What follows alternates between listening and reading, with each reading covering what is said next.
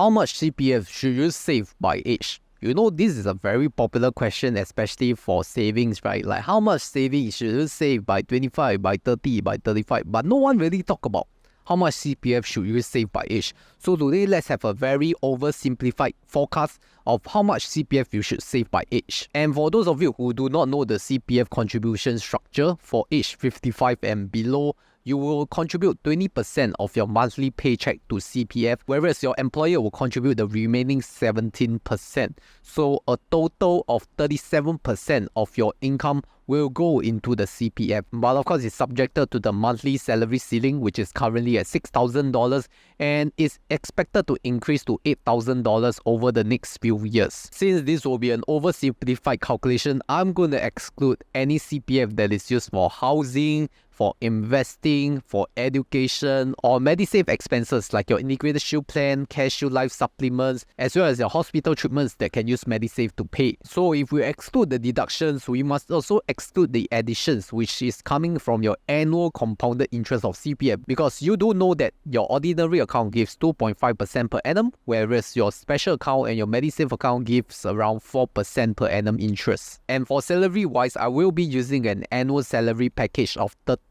months. So for an annual salary of 39,000 Singapore dollars, it is extrapolated that your monthly salary is around $3,000 per month at 1 month for your additional wage supplement, or AWS, also known as your 13 months. So 13 times 3, that's 39,000 annual salary. Like I said, the calculations in this video will be oversimplified. So if you have more complicated situations, head over to our Honey Money SG Telegram community group at over 8,000 members to share your numbers on how much CPF you have by what age. Join us at Honey Money SG Telegram. Starting from the age of 21 to 25, this is where your males and your females kind of diverge, because males have to serve NS, whereas female, once you have finished your university, you may start work at the age of 22. So most people of this age are either in their early stage of career or they just graduated from school, starting their first year of full-time employment. For females, your CPF will mainly come from your work contribution. So that is assuming you're making around 30,000 of annual salary. Your CPF contribution for that year will be 37% multiplied by 30,000. That will be $11,100 per year. For males, don't think that you have zero CPF, because you would have served national service during that time. And once you have completed your national service, you will receive a total of $5,000 in your CPF account, which 3,000 comes from your ordinary account and then 2,000 comes from your Medisave account. That is your NS Home Awards. And add $500 to your OA if you are a commander, which means your third sergeant rank and above, including officers as well. So I'll say a good range of CPF that you should have by age 25 is that you have at least $5,000 for males and then at least $20,000 for females, assuming you have worked at least 2 years. Doesn't sound like a lot, right? 20,000 in your CPF is like peanuts. So if you really want to supercharge your finance journey, why not take a look at my sponsor for the rewards? Welcome to the month of August, which is also Singapore's birthday month, celebrating its 58th National Day. To rejoice this special occasion, Weibo has simplified its requirements for the welcome offers. Now you just need to do one simple step, which is fund at least 300 Singapore dollars into your Weibo account, and you can get one lucky draw chance where you can win from one of the following prizes, which is $58 or $580 worth of Tesla shares, or you may win 8, 18 or 28 trading vouchers worth $10 each. You see, the thing about this promotion is that there is no buy trade required, there is no options trade required, really nothing. So it's really one of the best time to sign up for a Weibo account without all the complicated terms and conditions. So use my referral link down below or scan the QR code right here to get your Weibo account for this National Day. Let's move on to the next milestone, which is age 30. And by age 30, I'm going to assume that many of you will earn at least $40,000 per year in annual salary, which means that your annual CPF will be 37% multiplied by 40, and that will give you $14,800 in total CPF. From the age of 26 to 30, that's 5 years of accumulation of your CPF. So 5 years multiplied by $14,800 would give you $74,000 in CPF.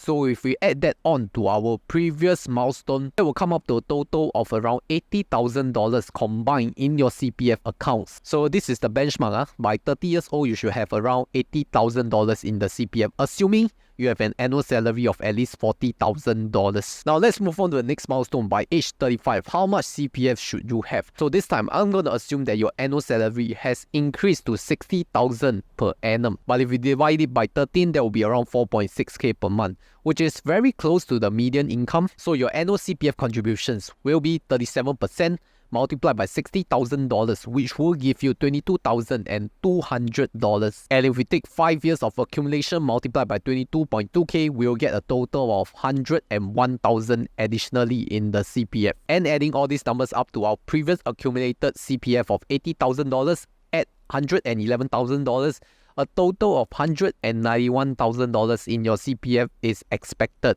if you are earning at least $60,000 by age 35. But wait a minute, I know a lot of people are in this age range, and then you are thinking, why my CPF is not even $191,000? Because you must remember that I excluded that housing portion, where if you use your CPF for housing, most likely a huge chunk is taken out from your CPF OA. So for those of you who just want to benchmark, add in whatever you have taken out from your CPF for housing and then add to your own current CPF numbers, you should be getting around $191,000 by age 35. Next milestone, by age 40, how much CPF should you have? And this time, your annual salary expectation is around $80,000 per year. So your annual CPF will be 37% multiplied by 80,000, which gives $29,600 in CPF. 5 years multiplied by 29.6k will give you $148,000. And adding this number to our previous $191,000, there will be a total of $339,000 in your combined CPF balances by age 40. Assuming you have an annual salary of $80,000 by then. So for those of you who are curious of how much CPF I have, I'm currently in a $300,000 zone, and this is already excluding that $20,000 in T-bills as well as over $50,000 in my CPF investment accounts. But don't panic yet, that is because I've topped up over $80,000 in my CPF in my earlier years of the career. That's why it's so much now. Moving on to age 45, how much CPF should you have? And this time your annual salary is around $90,000 per annum. CPF at 37% contribution rate will be $33,300 per year. And if you multiply that by 5 years, that would give you $166,500. Getting more and more, right? So if you add up to the cumulative amount of previous $339,000, it will come up to a total amount of $505,000 in the CPF. And this is where instead of 1M65, you have achieved 1M45 because you and your partner add together 0.5 million each.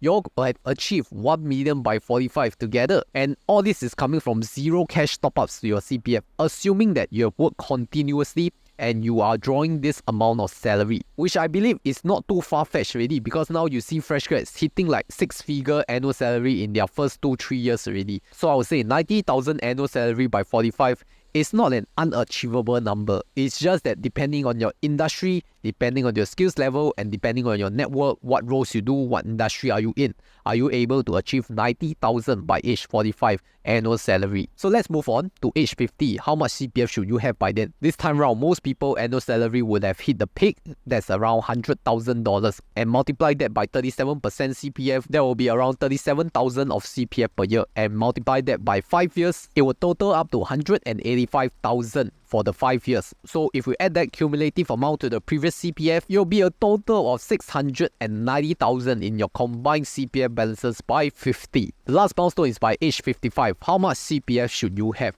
Because this time round, your salaries would have peaked. And I'm just going to use the max salary ceiling for now, which is $102,000. So if you take 37% multiplied by $102,000, that will be $37,740 of CPF every year. And multiply that by 5 years, you would get $188,700. Adding that to our cumulative CPF amounts, you will get $879,000 in your combined CPF balances. And that's when you realize $879,000 is a lot of money. But you have to remember that your full retirement sum will increase over time. And by the time you are age 55, maybe the full retirement sum is like $300,000 already. So you can only withdraw like $500,000, which is still quite a lot. And you must remember, this is an oversimplified calculation based on an assumption of salary and zero compound interest and zero CPF used for housing, investment, education, and whatnot.